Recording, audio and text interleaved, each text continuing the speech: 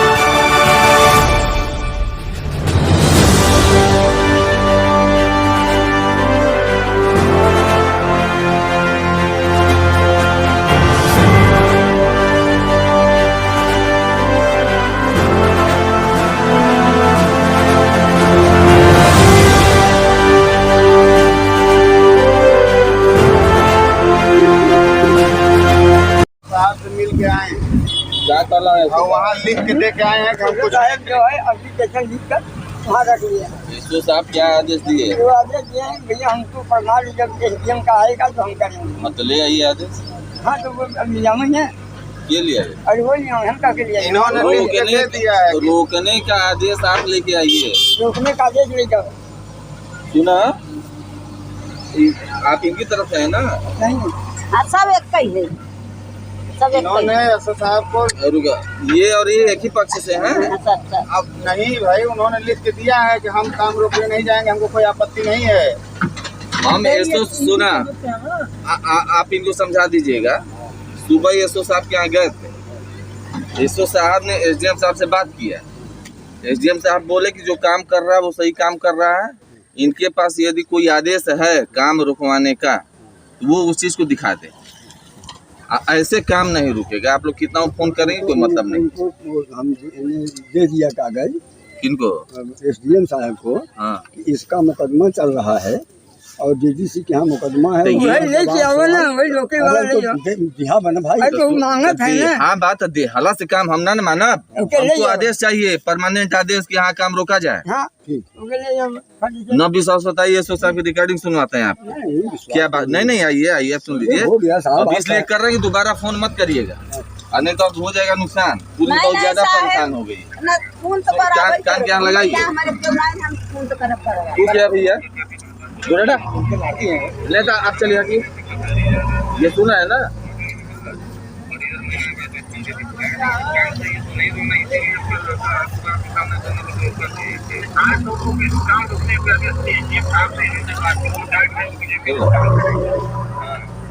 आप लोग वोटिंग लगा दीजिए कि सीएम के आदेश से काम हो कर रहे हो।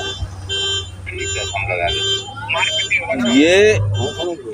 ये सुनिए, ये है एसओ साहब से हमारी बात हुई थी।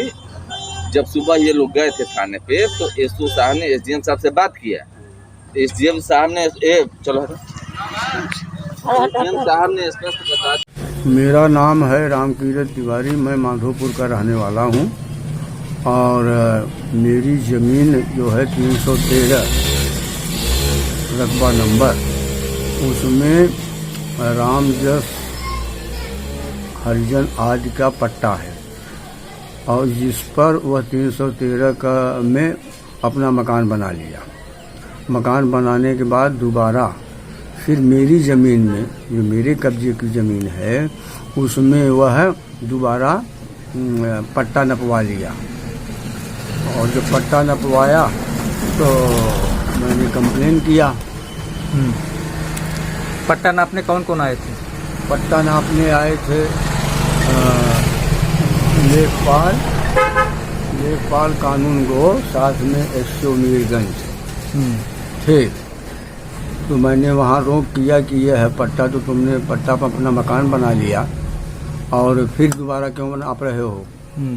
तो और लेखपाल से भी मैंने बात किया तो लेखपाल मेरी बात को न सुन करके वहीं नाप दिया।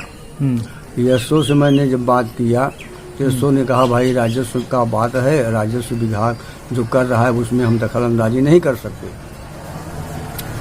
फिर मैंने एसडीएम को फ़ोन किया, एसडीएम भी मेरी बात को सुन नहीं पाया। मैंने बात किया लेकिन उसका कोई जवाब नहीं दिया, न उस पर कोई एक्शन लिया। इसके बाद मैं शिथिल हो गया। इसके बाद वहाँ कुछ ऐसे लोग आ गए जो जिसका नाम है आशीष तिवारी उर्फ मनीष तिवारी, आज भाइयों और अपने पिता के साथ आ गए। कहें इस पर अब तुम्हारा कब्जा नहीं है, यह मैंने उससे मुआहदा करा लिया और मुआहदा कराने के बाद अब यह ज़मीन मेरी है, इसलिए यहाँ अब तुम दिखलाई मत पड़ो। ये मनीष कहाँ के हैं? मनीष मेरे ही गांव के हैं और ये दबंग किस्म के आदमी हैं और इनका दबंगों के साथ इनका उठना बैठना सारी चीज़ है। और हमको धमकी देते हुए कहे अब यहाँ चले जाओ और इस ज़मीन की बाबत कभी मत आना मेरे पास, ऐसा कहकर कुछ अपशब्द का भी प्रयोग किया। मेरी उम्र इस समय 80 साल की है। मैं कमज़ोर किस्म का आदमी हूँ, बोल भी नहीं पाया, न बोलने दिए लोग कुछ हमको। यही समस्या है सर। तो आपको क्या धमकी दिया? हमको धमकी दिया कि यहाँ दिखलाई पड़ोगे तो समझो तुम्हारा कुशल नहीं है और क्योंकि तुम्हारा ज़मीन अभी नहीं रह गया। मारने पीटने की धमकी दिया। यहाँ तक कि ये कह दिया कि अब तुम्हारा समय करीब आया है, हो सकता है मेरे ही हाथ से तुम्हारा अंत हो जाए। तो इसके बाद आप कहीं और गए, डीएम, एसडीएम या अन्य प्रशासनिक अधिकारी, शासन प्रशासन के पास? मैं कमज़ोर किस्म